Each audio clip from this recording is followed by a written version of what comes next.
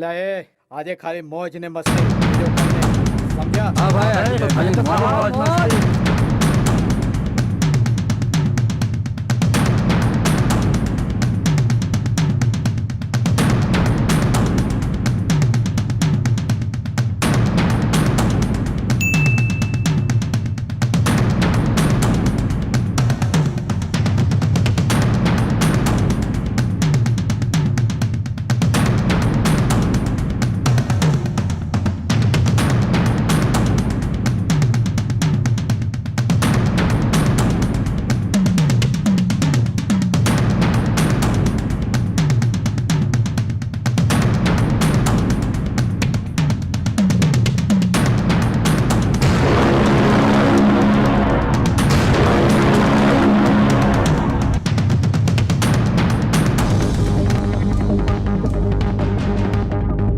તારી થનાર ભાભીની સાથે આ પ્રેમ કરવામાં શરમ નથી આવતી તને? અરે મોઢું સંભાળીને વાત કરજે. હું નવગણની છું અને નવગણની જ રહીશ. મારા લગ્નના સપના જોવાનું તું છોડી દેજે. સપના તો હું જોઉં છું અને જોતો રહીશ. નરપત નામ છે મારું. આમ જોઈ શું રહ્યા છો? તમારી સામે કોઈ તમારી ભાભી કોઈ બીજાના વખાણ કરે તો તમારા કાનના કીડા નથી ગળી પડતા? નરપાલ મોઢું સંભાળીને વાત કરજે, નહીંતર મજા નહીં આવે. આ નવગણ એટલો મારો કે આ એના સપના જોવાનું છોડી દઈને મારા સપના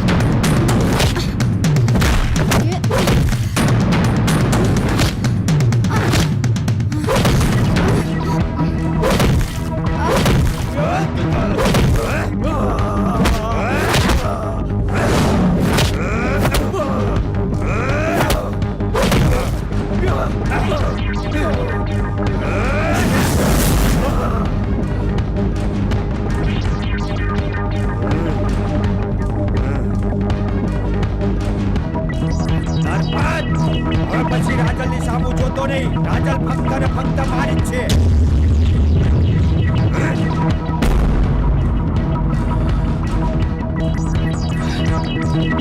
ધરપત કદી નથી થતો ધરપત.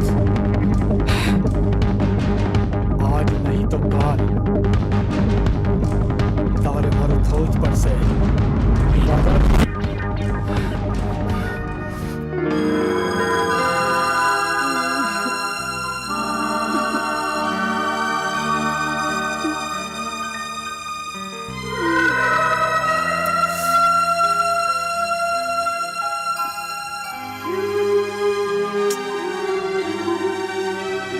રાજલ નવગણ આવામાં આટલું મોડું કર્યું?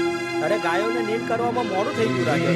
સારું એ બધું છોડ. આ તું મારે શું છુપાઈ રહી છો? કઈ નહીં. કંઈક તો છુપાઈ રહી છો. લાય બતાય બતાય ને. અરે એવું કઈ નથી. સારું ના બતાય. જો ને, હું તમારા માટે કઈ લાવી છું.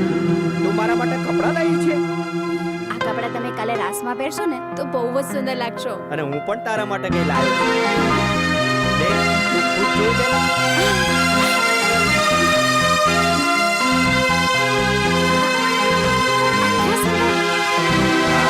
આ મારા વતન કાઠિયાવાડને શોભના ભાતીગળ કપડાં છે. તું પણ રાસમાં આ જ કપડાં પહેર. નવગણ તું જે પણ પહેરાવીશ ને એમાં તારો પ્રેમ ઝલકતો હશે.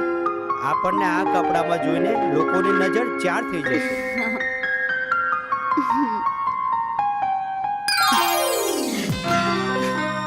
મસ્તી ના કર ને.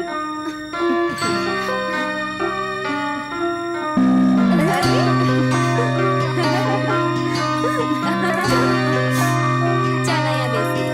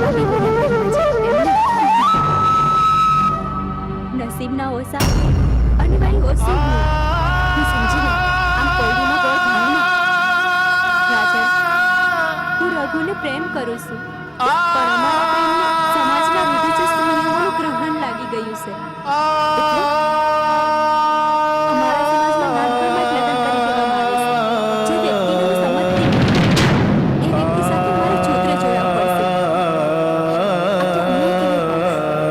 હા રાજન હું પ્રેમ કરું છું હું રઘુ વગર નહીં રહી શકું રાજન હું નહીં રહી શકું રઘુ વગર અરે રેશમા હું તારી સાથે છું નહીં રહી શકું હું તને સમજી શકું છું બસ હવે આટલું રડમાં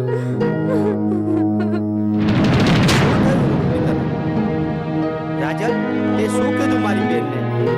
મેં એને કંઈ નથી કીધું પણ હું રઘુ સાથે અન્યાય નહીં થવા દઉં અને હું વચન આપું છું હું એના લગ્નતા સાથે સાથે પરણાવીશ. તમે લોકો શું બોલો છો? મને કંઈ સમજાતું નથી. સમજાવું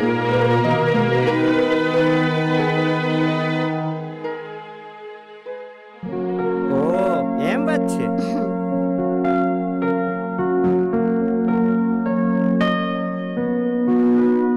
ચિંતા ના કર મારી બેન રૂપલી. આ તારો ભાઈ નવઘણ છે ને પ્રાણના ભોગે પણ રાજલનું વચન પૂરું કરશે.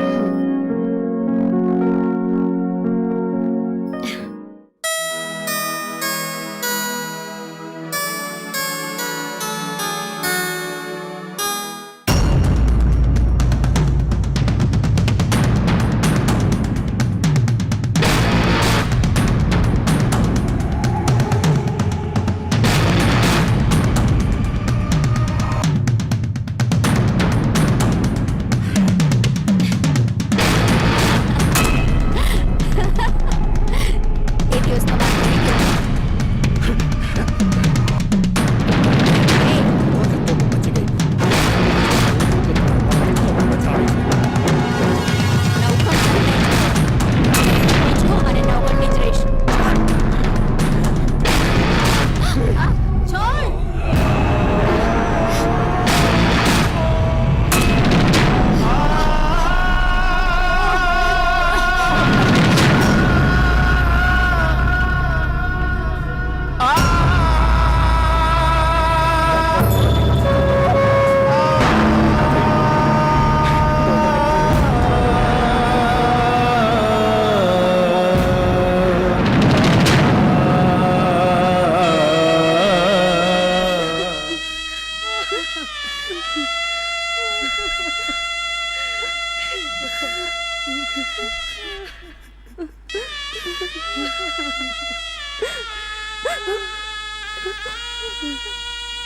તમે આને સફેદ કપડું કેમ ઓઢાડ્યું?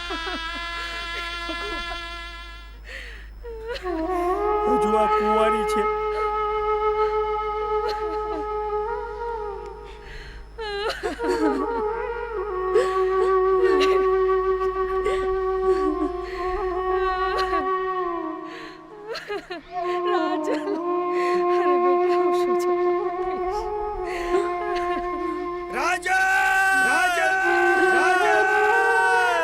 તું મને છોડીને કેમ હાલી ગઈ?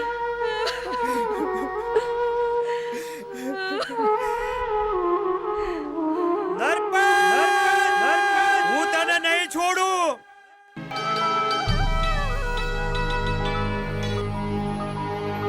કહું છું સાંભળો છો આ નરપતે આમ તેમ મોઢું મારવાનું ચાલુ કરી દીધું છે હવે એને ઠેકાણે પાડો ઠેકાણે હાથ પીડા કરીને આજે જ સૌજીભાઈને વાત કરી લઉં અને અખાત ત્રીજે અમે લગ્નની સાંજ ખેડીને આવું.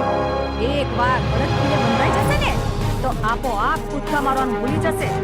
અરે નરપત મારો દીકરો છે, ઉછળતું લોહી છે અને ગરમ લોહીના કારણે કંઈ ભૂલ કરી બેસે ને તો એનો કોઈ વાંક નથી. હા હા એમાં તમારો કોઈ વાત નહીં. વાત તો તમારા લોહીનો છે. જેવો બાપ એવો બેટો. ગામમાં એક એવું તો ઘર બતાવો કે જ્યાં તમારા બાપ અને દીકરાની ઇજ્જત થતી હોય. અરે એક રાળ પાડું ને તો આખું ગામ મારાથી સર કરે છે.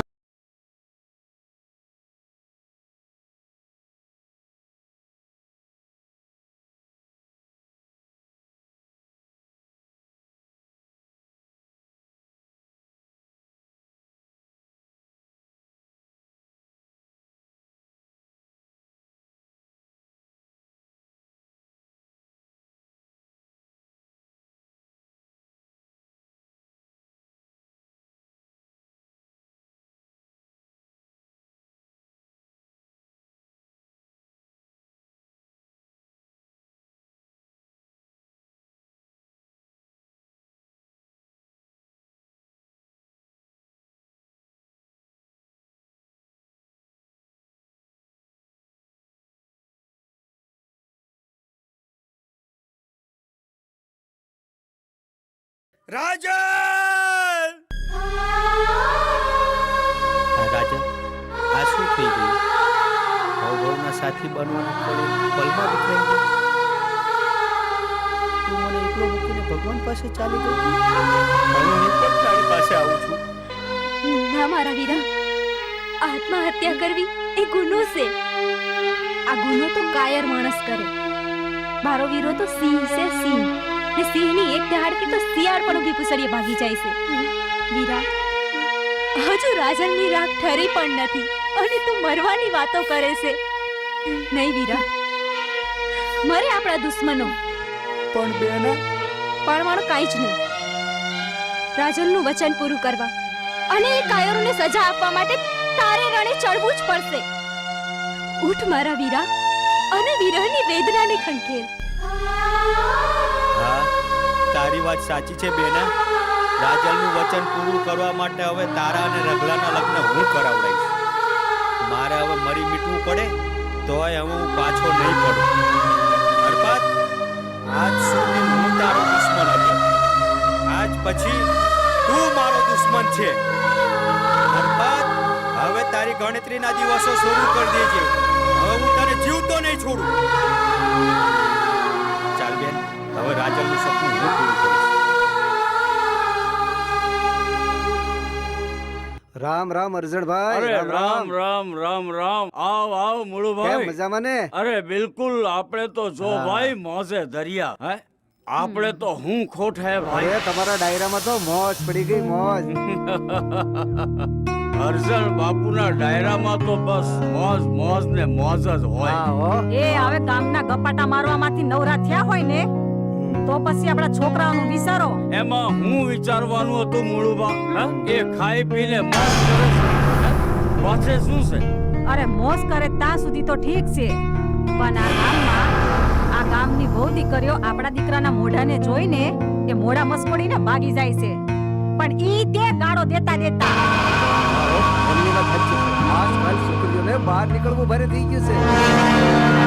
શું આપણો છોકરો જુવાન થયો છે, આ ગામમાં આમ તેમ માથું મારે એના કરતા તમે રૂપલીના બાપાને મળી આવો ને અને લગ્નનું પાક્કું કરી નાખો એટલે વાત ના મોટું બા, હું હાસું કહું છું ને. હા હો, હાવ સાચી વાત કીધી. હવે તો રૂપલી પવડાવા જેવી વાત પાકી કરી આવો એટલે કામ પત્યું. અરે જો ભાઈ મુળુ, તને એક વાત કહું. આપણી બાયડીઓને છે ને થોડી જુવાનીના ઉંમરે ચડે ને ચિંતા થાય ને આપણું લોહી પી જાય. પણ હું કહીને થાક્યો છું કે ભાઈ હવે થોડાક દાડામાં તારી વહુ લઈને આપી દઉં. પછી છે શું? પણ હા પણ આપણે વેવાઈને જાન તો કરવી પડે ને કે અમે જાન જોડીને કેવી આવી હું. હા, એ વાત સાચી છે મુળુબા. આપણે એવું કરીએ કે વેવાઈ વેવાણને મળી આવીએ અને અખાત્રીજના દાડે અમે જાન જોડીને આવું. તોય એ વાત સાચી છે મુળુબા. 2-5 દાડામાં તો આપણી કંપની વાળા છે તે બધા પહોંચી વળવું. હા, અરે પણ એમ ને એમ થોડું જવાય. પહેલા રૂપની હાટું તો કંઈક લઈ જવું પડે ને. એ બધું હાંધુય થઈ જાય. હા હા, તો એની ચિંતા કર માં. તો ઝટપટ જા મેલી. પછી અમે હવે તો લગ્નના લાડવા જ ખાવું. આપણે જડ જઈ વેવાઈની ન્યા અને લગ્નનો પાકો કરીએ અને એને કહીએ. સારું, તો હાલો આપણે લગ્નના ગોળ જાણા થઈ આવીએ. હા, અહીંયા જ આટલી વાર લગાડે છે તો અહીંયા છે ને હું કરશે આ વહેલા નીકળતા નથી.